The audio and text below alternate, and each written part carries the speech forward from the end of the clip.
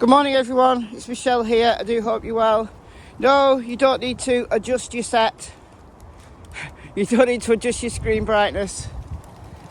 It's dark, very dark in the woods this morning. It's about 7:30 and sunrise doesn't happen for about another 3/4 of an hour.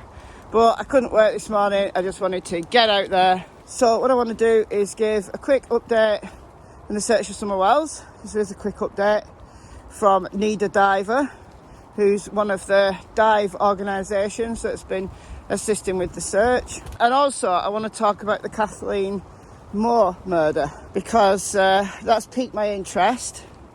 And the search dogs, or the cadaver dogs, allegedly didn't find her body. So let's get into that. So firstly, the search for summer wells. I know some of you don't watch Crackin Cases who watch my channel because you deem them kind of, I don't know, pro-Dawn, pro-Candice. I don't see it like that. I don't belong to a side. I don't support any particular creator. I take my information from a variety of sources. And Crackin Cases, last night my time, did a live stream. It was interesting. I was particularly interested in the kind of the final hour or thereabouts. I don't have the exact timestamp, but I'll leave a link to that live stream in the description box. They asked Jason from the organisation Need a Diver. So Jason from Need a Diver and Cam and Ali were able to dispel some myths. The pond on Geordie Sue's property has been searched meticulously, so there is no evidence that summer has been put in that pond. Further to that, regarding Geordie Sue's property, Cam and Ali have stated absolutely categorically that the footprints were not found on Geordie Sue's property. Geordie Sue told us that herself, but there's still a lot of people who don't believe it. So I just want to dispel that myth that they were not on Geordie Sue's property. They were in the opposite direction. So there's that. In relation to the dive search, as teams have been searching, and there are still teams out there on the ground with permission of law enforcement, the TBI, I know they're out there, and it's still ongoing. But they have found some ponds that were not on maps, ponds that maybe, I don't know, are like this one that you can't see, that are kind of a little bit temporary. And when it rains a lot, they kind of fill up and become quite deep. And Jason talked about some ponds that they found that weren't on maps, and he stepped into one to get in it, and he just ended up over his knees in mud. Really treacherous terrain. He had to be pulled out of that pond. Now, obviously, if a child stepped in there, then there's no way a little 5-year-old would get out. So this is why it's important to search all of these ponds. Jason did end by saying that even though they have searched all the ponds that they found in the immediate vicinity of the Wells home, including Geordie Sue's, that they will not hesitate to search them again. So, if you're out there listening to this and you know something about the Summer Wells disappearance and you're planning to plant evidence in a place where the searches have already been, that's not going to work well for you because they go back time and time and time again. Also dispelling the myth that Summer's body has been put in a cemetery. I'm seeing this so many times now. So all the cemeteries in the vicinity have been searched.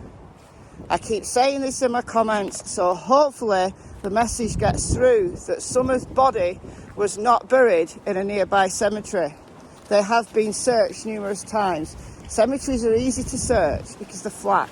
So there's that. Right, so I want to move on now to Kathleen Moore, and you might not have heard of this. I've been following it for the last few days. Kathleen was last seen alive on the evening into the early morning of the 28th and 29th of November. She's a 34-year-old mother of one. I don't know how old her child is. and she was dating someone called Colin Knapp. They weren't living together, and apparently the relationship was having problems. On the night out, socialising, on the 28th of November, witnesses saw them arguing. The last time Kathleen was seen alive was, I think it was around 1 a.m. or thereabouts, on the 29th of November, when she FaceTimed a friend, and she said she was waiting for a cab to take her home. So this murder occurred in Pasco County, Florida. There's been a couple of press conferences by the sheriff there over the last couple of days. There was lots of evidence, blood-stained clothing found. They'd been searching dumpsters and landfill sites. They found evidence of Kathleen's blood. They found Kathleen's phone and other belongings in these dumpsters that belonged to Colin Knapp's workplace. He worked at a steakhouse.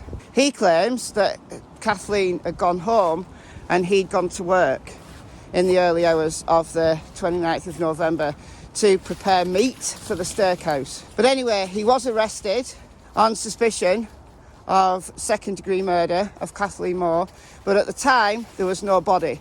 However, yesterday, another press conference that a body was found in a wooded area around 50 yards away from Colin Knapp's home, in a wooded area, by a member of the public. Now, Dog the Bounty Hunter has said that it was actually one of his team that found Kathleen. I can't confirm or deny that, but it was found by a citizen, not a member of law enforcement. Now, this is a pretty built-up area, and this is interesting, right? It's a pretty built-up area. So although there is a wooded area, I guess pretty much like this is very, very close to housing. According to the sheriff, this was quite heavily wooded, so probably more undergrowth than you would see here if you could see anything at all this morning. So the body was found decomposing, and search teams had been through there. Listen to what the sheriff says. Anything you can say about the search and canines from the Pasco County Sheriff's Office going over this area and not finding her sooner? I will let the sheriff answer that. It's just one of those things that, we're human beings. We did our best. We've done our best. We had drones up. We had deputies out there. We had canines out there. And it's one of those things. She was a very wooded area, covered up. Wind, weather, decomposition, those all play factors in a search. So I'll go back to it. It's everything in life works better when it's a team. And that plea to our citizens, we mean it. We want our citizens to work with us. And that's what happened. The citizens were out there working with us. And those dogs do a phenomenal job. But this is the facts of life. We have to work together as a team. And when we work together as a team, those are those things that came together. And we were able to find Kathleen. So search teams have been through there with dogs, presumably cadaver dogs, because they were on a recovery mission. They found these items, they found this bloody clothing, etc. The sheriff had to address this. He was asked a question by a member of the media, and he said, well, we're all human, and, based on things like wind, the environment, things I talked about in my search dog video recently that can confuse dogs. So if it comes out, if the forensics reveal that Kathleen's body was there all along, and they can tell this by the ground around the body, roughly how long the body has been there. They can analyse the ground around the body and give a rough estimate. If it's deemed that she was there all along, then I've really got to question the expertise of the searchers. But I'm suspecting, and I might well be wrong, I'm suspecting that the body has been moved there after search teams have gone in. And that would explain why the cadaver dogs didn't smell decomposition. And look, a human decomposing in the humidity of Pasco County, Florida. I've got people in my Facebook group who live in Pasco County have said, look, it's really humid. I mean, not to be crude, but how come members of the public, this is near a residential area, I don't know whether the wooded area is used for like dog walkers and stuff, or if it's private land and nobody goes on there and Colin Knapp is stuck in. I don't know. But members of the public were help searching and they found Kathleen's body. So has she been moved there is my question. And I hope we find that out, because a cadaver dog, if they went directly through that area, they would have found her, they would. So I'm going to question the expertise of the search teams. Did they search every area? Maybe not, because the sheriff says that this was heavily wooded and she was under brush. So as I've talked about in my videos, cadaver dogs are not sent into areas of heavy brush because they can get injured. But you'd think a decomposing human body is going to smell from quite a way away. So it's an interesting one. I'm hoping that we're going to find out more about this so I can talk in more depth about the search there. I don't know what we'll find out or when we'll find it out, but it's definitely one I will keep my eye on. I'm going to call it a day here. This is just a brief video, and I'll see you very soon. So it's goodbye from Miss Tillington. Where is she? There she is. You can't see her. And it's goodbye from Miss Cassie Springer, who you might be able to just make out because she's white. There she is. Bye, guys.